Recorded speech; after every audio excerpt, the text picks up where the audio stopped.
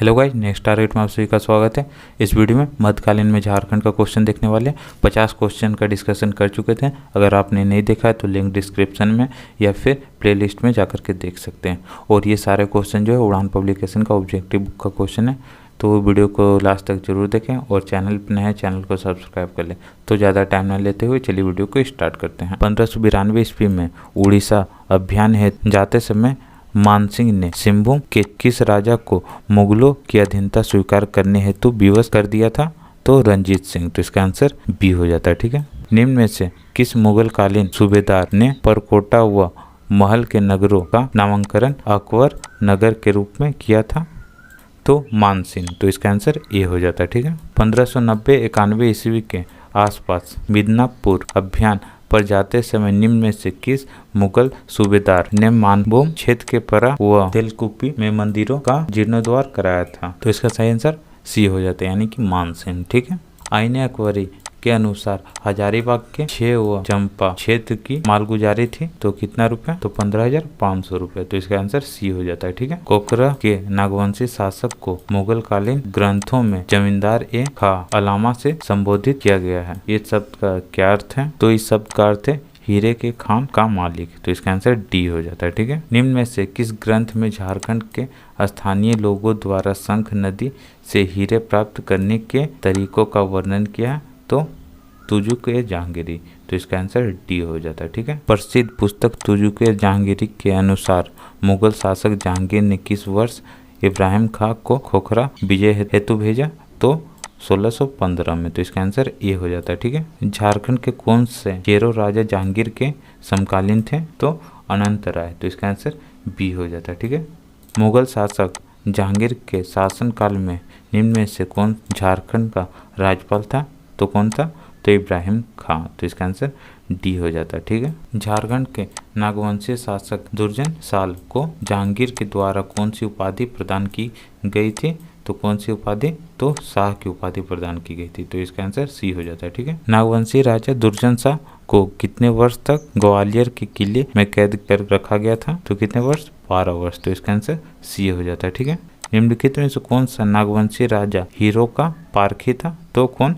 दुर्जन शाह। तो इसका आंसर डी हो जाता है। ठीक है। जहांगीर ने 1612 ईस्वी में निम्न में से किसे बिहार का सूबेदार नियुक्त किया तथा उसे कोकरा क्षेत्र पर अधिकार करने का आदेश दिया?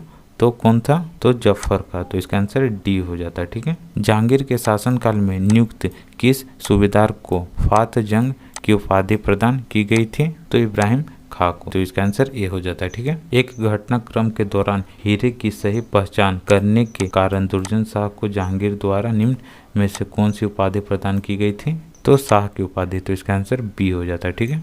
1627 ईस्वी में जहांगीर द्वारा कैद से मुक्त करने के बाद दुर्जन शाह ने कितने रुपए वार्षिक कर देना स्वीकार कर लिया था? तो 6,000 रुपया। तो इसका आंसर ये हो जाता है। ठीक है। जहांगीर के शासनकाल में बिहार के सूबेदार अफजल खां द्वारा पलामू चेरो राजाओं पर आक्रमण के समय चेरो वंशी शासक थे? तो अनंत राय। तो इसका आंसर बी हो जाता है। ठीक है। जहांगीर के शासनकाल में पलामू के किस चेरो शासक द्वारा मुगलों के काफिले को लूटने के कारण उसे बंदी बनाकर दिल्ली लाने का आदेश दिया गया था? तो किसे? तो सहवल राय को। तो इसका आंसर सी हो जाता है। ठीक है। निम्न में से किस चेरो राजा की मृत्यु मुगलों द्वारा दिल्ली में शेर के साथ लड़वाने के कारण हो गई थी? तो सहवल राय। तो इसका आंसर ए हो जाता है। ठीक है। खुर्रम ने किस मुगल सूबेदार को एक युद्ध में मारकर राजमहल पर अधिकार कर लिया था? इब्राहिम खां। तो इसका आंसर ए हो जाता है। ठीक है। जहांगीर के पुत्र खुर्रम ने किस क्षेत्र को अपनी राजधानी बनाया था? तो राजमहल को। तो इसका आंसर बी हो जाता है। ठीक है। शाहजहां के शासनकाल के समय पलामू का शासक था? तो प्रताप राय था। तो इसका आंसर बी हो जाता है। ठीक है। 1632 ईस्वी में किस मुगल सूबेदार ने पलामू की मालगुजारी को बढ़ाकर 1,32,000 रुपये कर दिया था? तो अब्दुल्ला खां। तो इसका आंसर सी हो जाता है। ठीक है। मुगल शासक शाहजहां ने पलामू के चेरो राजा को पराजित करने हेतु इनमें से किस सूबेदार को भेजा था? तो शाइस्ता खां को। तो इसका आंसर बी हो जाता है। ठीक है।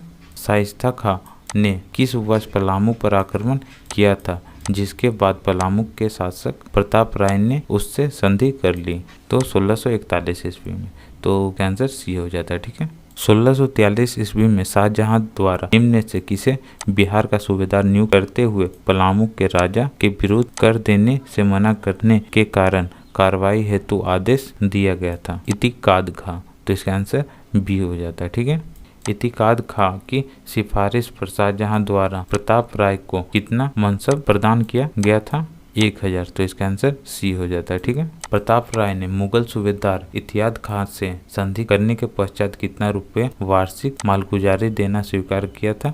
तो 1 करोड़ रुपया। तो इसका आंसर डी हो जाता है। ठीक है, प्रताप राय को संधि हेतु विवश करने वाला जबरदस्त खां को कितने मानसब की मानसबदारी प्रदान की गई थी? तो 2000। तो इसका आंसर बी हो जाता है। ठीक है, निम्न में से किस स्थान पर मुगलों का एक टकसाल भी था? तो राजमहल। तो इसका आंसर सी हो जाता है। ठीक है, निम्न में से कौन सा नागवंशी राजा औरंगजेब के समकालीन था? तो रघुनाथ शाह और राम शाह दोनों था। तो इसका आंसर सी हो जाता है। ठीक है, फ्रांसीसी यात्री टेवरनियर के अनुसार रघुनाथ शाह के राज्य पर कितनी बार मुगलों ने आक्रमण किया था?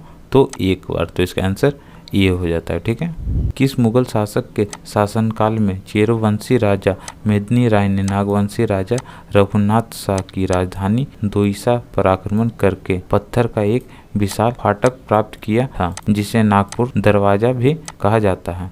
तो औरंगजेब के समय। तो इसका आंसर बी हो जाता है। ठीक है, औरंगजेब ने इनमें से किस सूबेदार को पलामू के चेरो वंशी राजा मेदिनी राय पर आक्रमण करने हेतु भेजा था? तो दाऊद खां। तो इसका आंसर बी हो जाता है। ठीक है, कुंडा का वह कौन शासक था जिसने औरंगजेब के सूबेदार दाऊद खां से पराजित होने के बाद इस्लाम धर्म स्वीकार कर लिया था? तो इसका आंसर चुन राय हो जाता है, यानी कि बी। ठीक है, इनमें से किसने मेदिनी राय के कहने पर कुंडा के शासक चुन राय की हत्या कर दी थी? तो सुरवर राय ने। तो इसका आंसर बी हो जाता है। ठीक है, इनमें से किस नदी के तट पर मेदिनी राय तथा औरंगजेब की सेना के बीच युद्ध हुआ, जिसे मेदिनी राय की सेना पराजित हो गई थी? तो औरंगा नदी। तो इसका आंसर सी हो जाता है। ठीक है, मुगलों से युद्ध में पराजित होने के बाद मेदिनी राय ने निम्नलिखित में से किस स्थान पर शरण ली थी? तो सुरगुजा। तो इसका आंसर ए हो जाता है। ठीक है, पलामू पर अधिकार करने के बाद मुगल सूबेदार दाऊद खान ने इनमें से किसे पलामू का फौजदार नियुक्त किया था? तो मनकली खां को। तो इसका आंसर डी हो जाता है। ठीक है, दाऊद खान ने पलामू से प्राप्त सिंह द्वार को इनमें से किस स्थान पर स्थापित किया था? तो दाऊद नगर में। तो इसका आंसर सी हो जाता है। ठीक है, दाऊद खान ने पलामू अभियान की सफलता से खुश होकर मुगल बादशाह औरंगजेब ने उसे कितने रुपये इनाम स्वरूप प्रदान किया? तो 50,000 रुपये प्रदान किया था। तो इसका आंसर ई हो जाता है। ठीक है, औरंगजेब के शासनकाल में रामगढ़ का राजा कौन था? तो दलेल सिंह था। तो इसका आंसर डी हो जाता है। ठीक है, दलेल सिंह ने अपनी राजधानी को बादम से क्यों स्थानांतरित कर दिया था?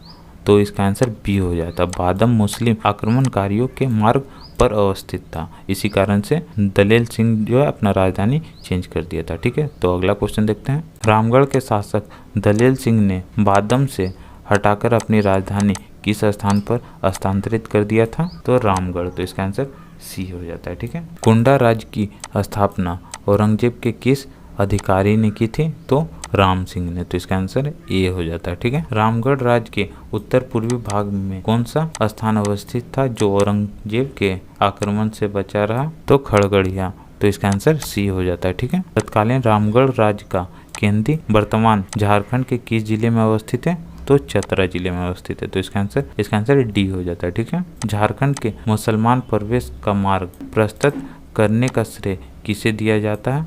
तो शेरशाह को। तो इसका आंसर सी हो जाता है। ठीक है, निम्न में से कौन सा क्षेत्र मुगल आक्रमण से पूर्णतः बचा रहा था?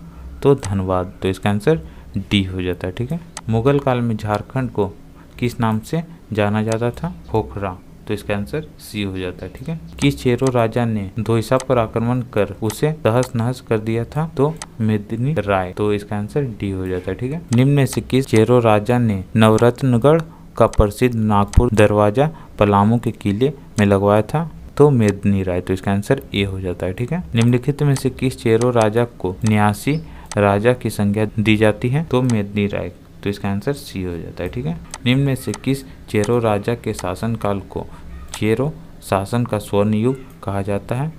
तो मेदिनी राय को। तो इसका आंसर सी हो जाता है। ठीक है। पाल शासकों के शासनकाल में झारखंड में बौद्ध धर्म की किस शाखा का विकास हुआ?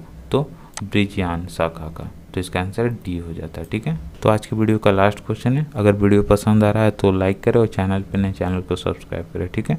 उड़ीसा के किस राजा ने 12वीं सदी में स्वयं को झारखंड का राजा घोषित कर दिया था? तो नरसिंहदेव द्वितीय ने। ठीक है। तो इसका आंसर ए हो जाता है। ठीक है। तो आज की वीडियो में इतना है। वीडियो पसंद आए तो लाइक करें। तो चलिए नेक्स्ट वीडियो में मिलते हैं।